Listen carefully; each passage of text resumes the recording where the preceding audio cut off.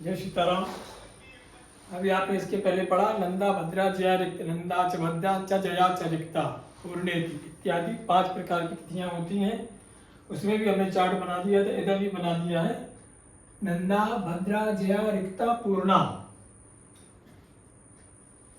नंदा किसे कहते हैं? परेवा षष्टमी और एकादशी को नंदा कहते हैं। भद्रा द्वितीया सप्तमी द्वादशी भद्रा, तृतीया अष्टमी त्रयोदशी जया, चतुर्थी नवमी चतुर्दशी रिक्ता, पंचमी दसवीं पूर्णिमा और अमावस्या को पूर्णा कहा जाता है। अगर ऐसे याद ना हो तो एक बढ़िया तरीका है, ऐसे पांचों लिख लो और ऐसे क्रम से लिखते जाओ। 1 2 3 4 5 6 7 8 9 10 11 12 13 14 15 अमावस्या, ऐसे भी अपने आप बढ़ जाती है। ऐसे में याद बना रहेगा। ध्यान रखना, बहुत कई बार आता है। जब तक आपको ये नहीं आएगा तो आपको आगे चल के मुहूर्त निकालना नहीं आएगा, पंचांग देखना बिल्कुल भी नहीं आएगा। ये अच्छे से रख लीजिए। नंदा भद्रा जया रिक्ता पूर्णा किस किस को कहते हैं? सब में 3 तिथियां हैं।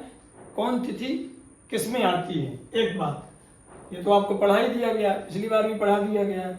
अब आपको इसमें क्या है? नंदा आदि तिथि में शुभ कर्म, कौन कर्म करना चाहिए, मोटे तौर पर बता रहे हैं कि नंदा तिथि में चित्रकला से संबंधित कोई कार्य हो। कभी कभार बहुत छोटी चीज पंचांग नहीं देखना पड़ता है, पंडित अगर बैठा हुआ होता है। गांव के पुराने पंडित होते थे, क्योंकि बेस पढ़ा जाता था। गांव के पुराने पंडित, उनको बेस तैयार होता था। अभी तो हम लोग तुरंत पंचांग देखेंगे। पंचांग में छठे हुए जो मुहूर्त रखे हैं उसको देखते हैं। पंचांग में पंचांग करता नीचे छठे हुए मुहूर्त लिखे रहते हैं, फलानी तारीख को ठिकाना, फलानी तारीख को ठिकाना। पुराना पंडित सब याद रहता था। कैसे याद रहता था? उनका कौन सा ट्रिक था? यही ट्रिक था। उनको पता था, अच्छा कौन सी तिथि है महाराज, कुछ चित्रकला करना है, चित्रकला से संबंधित का मुहूर्त बताओ, कब कब करें। आज कौन तिथि है? यदि परेवा प्रतिपदा षष्ठी में एकादशी है, ठीक है, चित्रकला से संबंधित कार्य कर सकते हो। तो तिथि से ही लगा लेते थे किस तिथि में क्या करना चाहिए। अब प्लस नक्षत्र का अलग से याद होना चाहिए। तो मोटे तौर पे जितना ज्यादा याद होगा उतना बढ़िया मुहूर्त बता सकते हैं। तो तिथियों में परेवा षष्ठी, परेवा माने प्रतिपदा, षष्ठी एकादशी को चित्र से संबंधित कार्य, उत्सव कोई होना हो, कोई किसी व्यक्ति को कोई काम उत्सव से संबंधित करना हो, वो कार्य। वास्तुकला, वास्तु माने घर से संबंधित, मकान, महाराज मकान बनाना है, महाराज मकान लेने जाना है, जमीन खरीदनी है, प्लाट खरीदना है, तो ये वास्तु से संबंधित कार्य हो गया। तो उसका नाम से लगा तो नाम से तो बात की बात है। नाम से जब देखा जाता है वो बात की बात होती है। पहले ये तो देखो कि आज मुहूर्त है कि नहीं। नाम का मतलब है आज मुहूर्त है, आज पंचांग नक्षत्र कह रहा है कि नहीं, आज साइंस कह रहा है कि नहीं कि आज ये काम अच्छा होगा।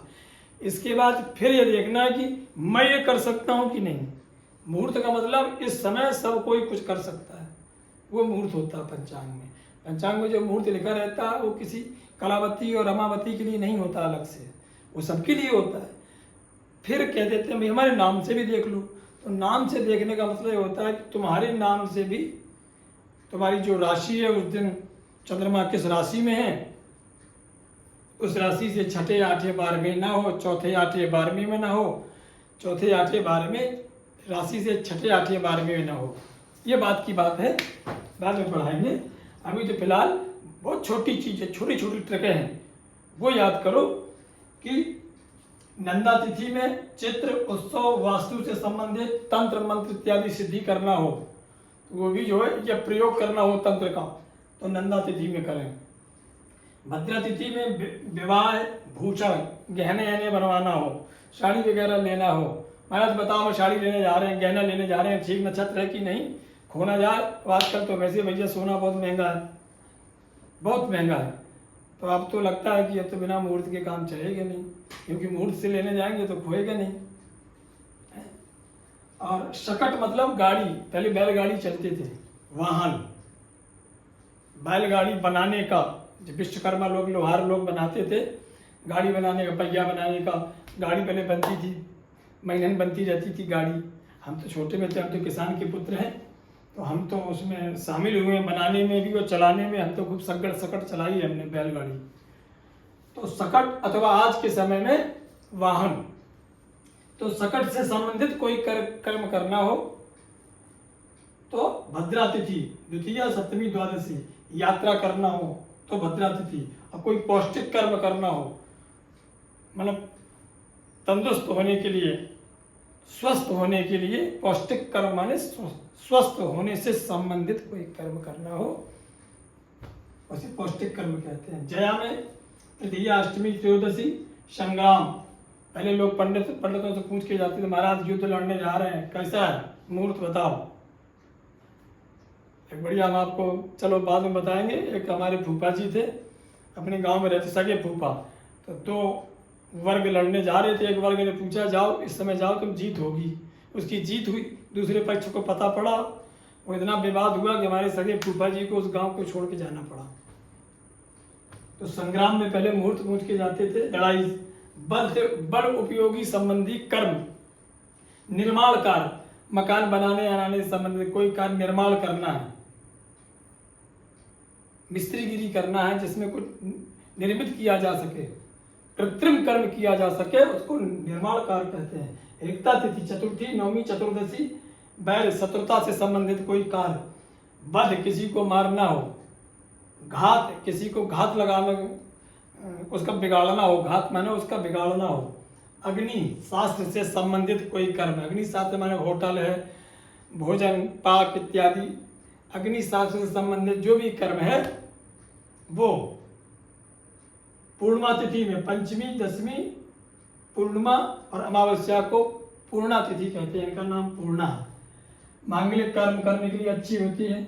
यात्रा, ध्यान रखना ये अमावस्या को सिर्फ एक ही कर्म कर सकते हैं, नोट में हमने लिख दिया है। पितृकर्म के अतिरिक्त मांगलिक कर्म सब निषेध है। केवल अमावस्या में पंडितों को दान देना हो, वो भी दान किस निमित्त से, हमारे पुरखा प्रसन्न हो, हमें पुरखा हमें आशीर्वाद दें, हमारे पितर आशीर्वाद दें, या हम अपने पितरों को पुष्टि के लिए दान दे रहे हैं। क्योंकि अमावस्या में दिया हुआ कर्म ब्राह्मण को भोजन कराया हुआ जो भोजन है, ऐसा मालूम होता है कि पितरों के पेट में जाता है। इससे संबंधित जो कर्म है वो तो शुभ है। बाकी अमावस्या में कोई शुभ कर्म नहीं करना चाहिए। बाकी इतने कर्म करना चाहिए 3 तिथियों में: मांगलिक कार्य, यात्रा, शांति कर्म और पौष्टिक कर्म। समझ गए? नंदा, भद्रा, जया, रिक्ता, पूर्णा, किसमें क्या क्या करना चाहिए मोटे मोटे में बांट दिया हमने। श्लोक नहीं बोले, श्लोक कम से कम 5-6 श्लोक हैं इसके, पढ़ाते पढ़ाते देर हो जाएगी। चलिए फिर आपको पढ़ाते हैं इसके आगे। फिर आपको और ज़्यादा महीन नहीं पढ़ाना चाह रहे हैं, नहीं तो आप उखला जाएंगे। जिन जिन विषयों की परम आवश्यकता है, जिनकी बहुत ज़्यादा जरूरी है पांडित्य में या समाज में या ज्ञान के लिए, वो आवश्यक आपको साइंस पढ़ाया जा रहा है, ज्योतिष माने साइंस। जय सीताराम।